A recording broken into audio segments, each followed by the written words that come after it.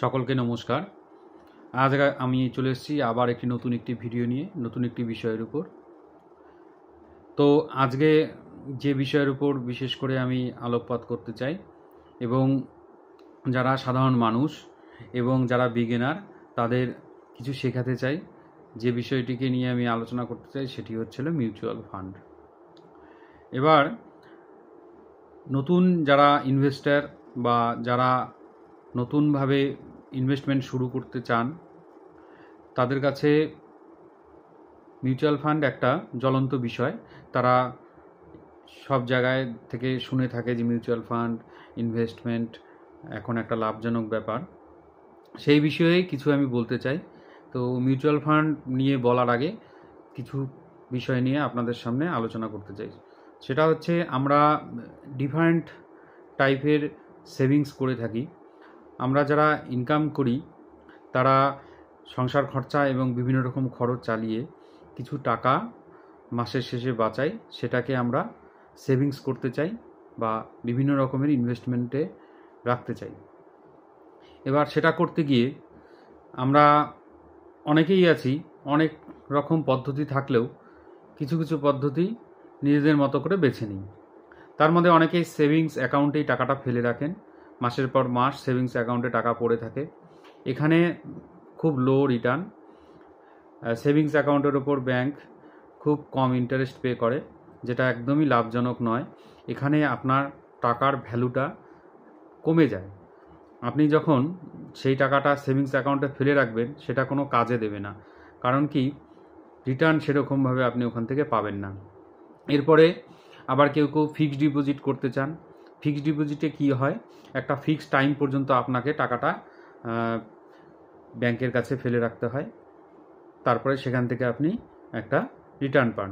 আবার কেউ কেউ রিয়েল এস্টেট কেনেন, ইনভেস্টমেন্ট রিয়েল এস্টেটে করেন। কিন্তু রিয়েল এস্টেটে ইনভেস্টমেন্ট করতে গেলে আপনার প্রচুর পরিমাণে টাকার দরকার হয়, হিউজ একটা অ্যামাউন্ট।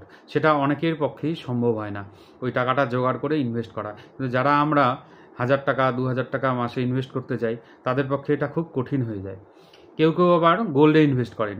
কিন্তু গোল্ডে ইনভেস্ট করলে পরে একটা জিনিস মাথায় রাখবেন, গোল্ডের অর্নামেন্টস যদি আপনি কেনেন তার কিন্তু একটা মেকিং চার্জ থাকে। এই মেকিং চার্জটা আপনি যখন গোল্ডটাকে বিক্রি করতে যাবেন আপনি কিন্তু এই মেকিং চার্জের ওপর কোনো রিটার্ন পাবেন না। হয়তো গোল্ডের দাম কিছুটা বাড়লো, সেই হিসাবে আপনি কিছুটা রিটার্ন পেলেন, কিন্তু আপনি মেকিং চার্জেসের ওপর কোনো রিটার্ন কিন্তু পাবেন না।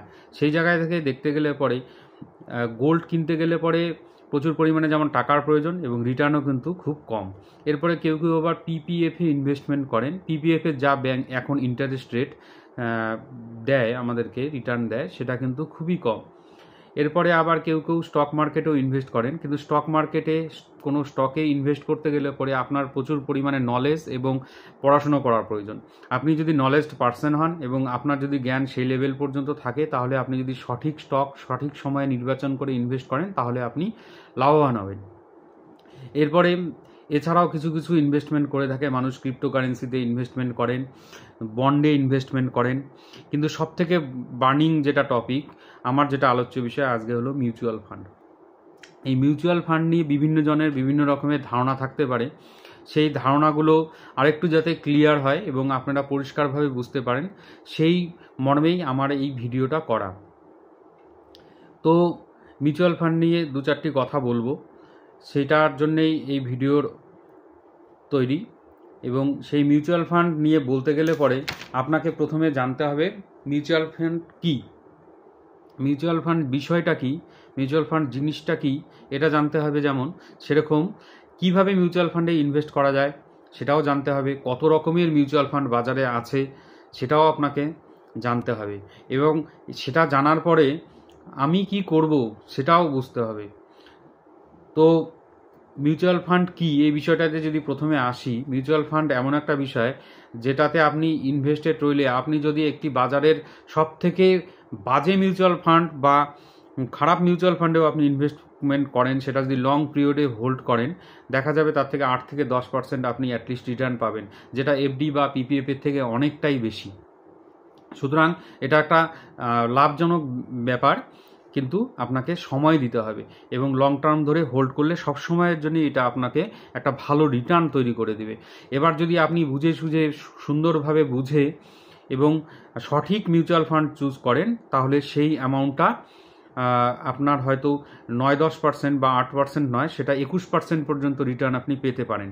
এখানে যেটা হয়, একজন বায়ার বা ইনভেস্টার তারা মিউচুয়াল ফান্ডটা কেনেন, এবং মিউচুয়াল ফান্ডটা কাদের কাছ থেকে কেনেন? বিভিন্ন এএমসির থেকে কেনেন, এবং কাদের থ্রুতে কেনেন? বিভিন্ন ব্রোকার অ্যাপ এবং বিভিন্ন এএমসির কাছ থেকে কেনেন। তো যখন কোনো এএমসি মিউচুয়াল ফান্ড কেনার জন্য টাকা পায় বা কোনো বায়ার এএমসিকে টাকা পে করে, এএমসি তার এগেনস্টে কিছু ইউনিট আপনাকে দেবে এবং আপনার জন্য একটা ফোলিও নাম্বার ক্রিয়েট করে দেবে। যেমন আমরা ব্যাংকে অ্যাকাউন্ট খুললে পরে একটা অ্যাকাউন্ট নাম্বার পাই, সেরকম আমরা মিউচুয়াল ফান্ড যখন কিনতে যাব, বাই করতে যাব, তখন একটা ফোলিও নাম্বার ক্রিয়েট হবে। সেই ফোলিও নাম্বারে আপনার ওই বাই করা ইউনিটগুলো ক্রেডিট হয়ে থাকবে। ওই ফোলিও নাম্বার ধরে আপনি যখন সার্চ করবেন আপনার ওই ব্রোকার অ্যাপে বা আপনার ব্যাংকের অ্যাকাউন্টের সাথে যদি লিঙ্ক থাকে, সেটাতে খুলে আপনি দেখবেন যে আপনার কত ইউনিট আছে, কত ফোলিও নাম্বার, কি আছে, কি ডিটেলস, আপনার রিটার্ন আজকের অবস্থায় কি অবস্থায় দাঁড়িয়ে আছে, কি ভ্যালু আছে, মার্কেটের আপ ডাউন কোন দিন কত ছিল, সব কিছু ডিটেলস কিন্তু আপনি ওই ফোলিও নাম্বার ধরেই আপনি চেক করলে পরে পেয়ে যাবেন। এটা একটা সুন্দর বিষয়। এখানে ব্যাংককে আপনি একটি প্রায়র ইনস্ট্রাকশন দিয়ে রাখবেন। আপনি এটা বিভিন্ন মোডে করতে পারেন, যে এখানে প্রত্যেক মাসে মাসে কাটবে কি না একবারে কেটে নেবেন। আপনি আপনার ব্যাংকে ইনস্ট্রাকশন নেবেন, ব্যাংক আপনার অ্যাকাউন্ট থেকে টাকা ডেবিট করে অটোমেটিক আপনাকে ক্রেডিট করে দিবে ইউনিটগুলো। এরপরে কিভাবে ইনভেস্ট করা যায় বা কত রকম পদ্ধতিতে মিউচুয়াল ফান্ডে ইনভেস্ট করা যায়।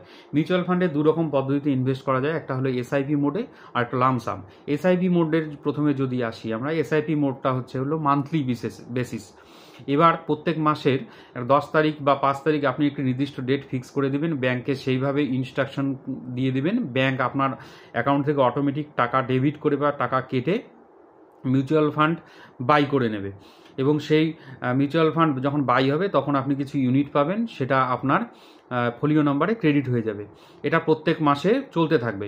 মনে করুন প্রত্যেক মাসে আপনি 1000 টাকা করে মিউচুয়াল ফান্ড বাই করলেন, তখন এটা চলতে থাকবে। আপনি দেখা গেলো গোটা বছরে 12 মাসে 12 বার আপনি বাই করলেন, আপনার তখন 12,000 টাকা ইনভেস্টেড হয়ে গেল। আবার আপনি যদি চান যে আপনি এসআইপি মোডে করবেন না, লামসাম মোডে করবেন, তখন আপনি অ্যাট এ টাইম দেখা গেলো 10,000 বা 12,000 টাকা দিয়ে কিছু ইউনিট বাই করে নিলেন। এবার যেটা বিষয় আছে, দুটোর মধ্যে কি পার্থক্য একটু আপনাদের জানা দরকার। এসআইপি মোডে যদি আপনি করে থাকেন প্রত্যেক মান্থলি যদি আপনি বাই করেন, তাহলে কি হবে, আপনার একটা টাকাটা যে ইনভেস্টেড হলো, সেটা যে ইউনিটগুলো পাচ্ছেন, সেটা ইউনিটগুলোর ভ্যালুগুলো একটু এভারেজ হয়ে যাবে। আজকে এক দামে আপনি পাচ্ছেন, ইউনিটগুলোর দাম হয়তো আজকে 2 টাকা, পরের মাসে হয়তো আপনি পেলেন 1.5 টাকা, তারপরের মাসে হয়তো পেলেন 2.25 টাকা। এইভাবে একটা এভারেজ পদ্ধতিতে আপনি আস্তে আস্তে প্রত্যেক মাসে ইউনিটগুলো বাই করবেন। আর লামসাম করলে পরে আপনাকে একবারে বাই করতে হবে, এবং সেটা বুঝে শুনে মার্কেটের আপস ডাউনস লক্ষ্য করে সেই নির্দিষ্ট পরিমাণ টাকা আপনি যেটা ভেবেছেন কিনবেন, সেই টাকা দিয়ে বাই করতে হবে। এবার আসা যাক টাইপ অফ মিউচুয়াল ফান্ড। 3 রকমের মিউচুয়াল ফান্ডের টাইপ আছে, ইকুইটি ফান্ড, ডেপ্ট ফান্ড এবং hybrid fund. Equity fund direct আপনার স্টক মার্কেটের সাথে যুক্ত। এখানে দুরকমভাবে হয়, অ্যাক্টিভ ইনভেস্টমেন্ট, যেখানে একজন ফান্ড ম্যানেজার থাকে, আপনার টাকাটা ফান্ড ম্যানেজার হাতে নিয়ে ফান্ড ম্যানেজার বিভিন্ন ধরনের কোম্পানিগুলোর স্টকগুলো বাই করবে। এখন সেটা লার্জ ক্যাপও হতে পারে, মিড ক্যাপও হতে পারে, স্মল ক্যাপও হতে পারে। আপনি যেভাবে ইনস্ট্রাকশন দেবেন ফান্ড ম্যানেজার সেইভাবে বাই করবেন, এবং সে তার বুদ্ধি খাটিয়ে আপনাকে ইউনিটগুলো বাই করে দেবে। এরপরে প্যাসিভ ইনভেস্টমেন্ট, যেটাতে কোনো ফান্ড ম্যানেজারের ব্যাপার নেই, ডাইরেক্ট ইন্ডেক্স ফান্ড যেগুলো থাকে মার্কেটে, সেগুলো থেকে আপনি ইউনিট পেয়ে যাবেন যদি আপনি এটাতে ইনভেস্ট করেন। এরপরে আছে ডেপ্ট ফান্ড। ডেপ্ট ফান্ডের মধ্যে থাকে হলো গভর্নমেন্ট সিকিউরিটিস এবং বন্ডস, বিভিন্ন ধরনের বন্ডস অ্যাকচুয়ালি কি, বন্ডস অ্যাকচুয়ালি হলো গভর্নমেন্টের যখন টাকার প্রয়োজন হয় তখন সাধারণ জনগণের কাছ থেকে টাকা তোলেন, এবং সেই হিসাবে বন্ড বিক্রি করেন, বন্ড বিক্রি করে সেখান থেকে টাকা পায়, এবং সেই টাকার ওপর একটা ইন্টারেস্ট আপনাকে দেবে। সেটা খুব একটা বেশি নয়, একটা সামান্য ইন্টারেস্ট পে করে গভর্নমেন্ট। এরপরে যেটা আছে সেটা হলো হাইব্রিড ফান্ড। এই ডেপ্ট আর ইকুইটি ফান্ডের দুটো মিলে একটা ব্যালেন্স ফান্ড ক্রিয়েট হয়, সেটা হচ্ছে হাইব্রিড ফান্ড।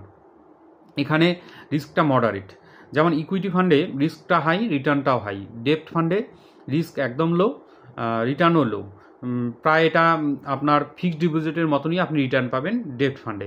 আর হাইব্রিড ফান্ডে একটা ব্যালেন্স পাবেন। কারণ কি, হাইব্রিড ফান্ডে আপনার কিছুটা ইনভেস্ট হবে ডাইরেক্ট স্টক মার্কেটে, আর আপনার ডেপ্টে কিছুটা ইনভেস্ট হবে বন্ডসে, দুটো এভারেজ হয়ে যাবে। এরপরে একটি ফান্ড আছে, সেটা হচ্ছিল ট্যাক্স সেভার মিউচুয়াল ফান্ড, যেটাকে আমরা বলি ELSS, equity link savings scheme. এখানে কি হয়, আপনার একটা লক পিরিয়ড থাকে। এখানে আপনি যদি ইনভেস্টেড হন, আপনি ওই লক পিরিয়ডের মধ্যে আপনি টাকা তুলতে পারবেন না, সেটা মোটামুটি 3 বছরের মতন থাকেন। এখানে ফান্ড ম্যানেজার একটা সুযোগ পায় 3 বছর ধরে ফান্ডটাকে অপারেট করা। এতে কি হয়, রিটার্নটা একটা ভালো হ্যান্ডসাম অ্যামাউন্ট হয়।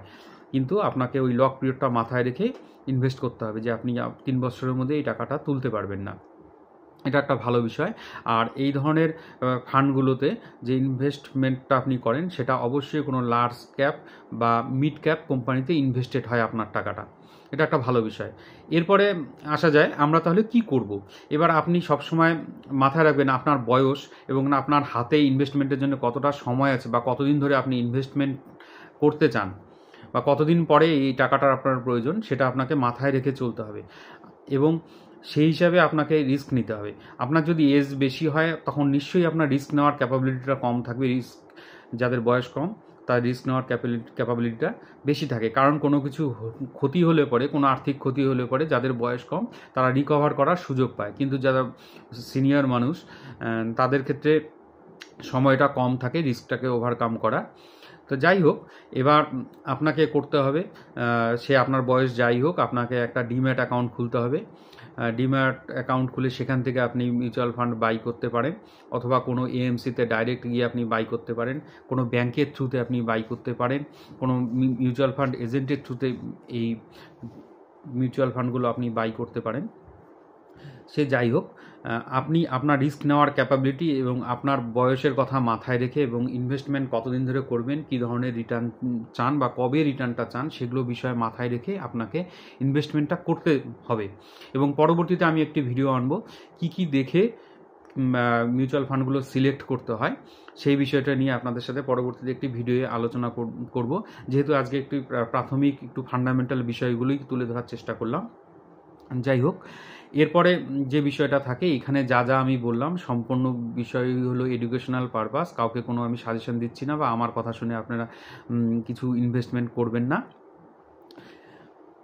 এবার আরেকটি বিষয়, সেটা হলো গত যে ভিডিওটা পোস্ট করেছিলাম, অনেকেই বলেছিল দাদা আপনি যারা ইনকাম করেন তাদের ব্যাপারে বলছেন, যারা বেকার তাদের জন্য কিছু বলছেন না। বেকারদের জন্য আমি একটি কথা বলবো, বেকারদের হাতেও 100, 500, 200 টাকাও মাসের শেষে হয়তো থাকে। তারা ইনভেস্টমেন্টের একটা হ্যাবিট ক্রিয়েট করুন। আপনারা মিউচুয়াল ফান্ড এসআইপি মোডে চালু করুন। মান্থলি 100 টাকা, 200 টাকা, 500 টাকা, যার যেরকম ক্যাপাবিলিটি আছে সেভাবে ইনভেস্টমেন্ট করা চালু করুন। দেখুন, এই অভ্যাসটা থেকে গেলে যেদিন আপনি বেকার থেকে সাকার হবেন, ইনকাম করা শুরু করবেন, এই অভ্যাসটা যদি আপনার থাকে, আপনি এই অভ্যাসটাকে যদি কন্টিনিউ করতে পারেন, ভবিষ্যতে আপনি লাভবান হবেন এবং একটি বড় মাপের রিটার্ন আপনি পেতে পারেন। আজকে এইটুকুই। ধন্যবাদ সকলকে। আমাকে উৎসাহ প্রদান করবেন। প্রয়োজনে কিছু জানার থাকলে আপনারা কমেন্ট করবেন, আমি চেষ্টা করব আমার সাধ্যমতো উত্তর দেওয়ার। চ্যানেলটিকে সাবস্ক্রাইব করবেন, লাইক করবেন। ধন্যবাদ।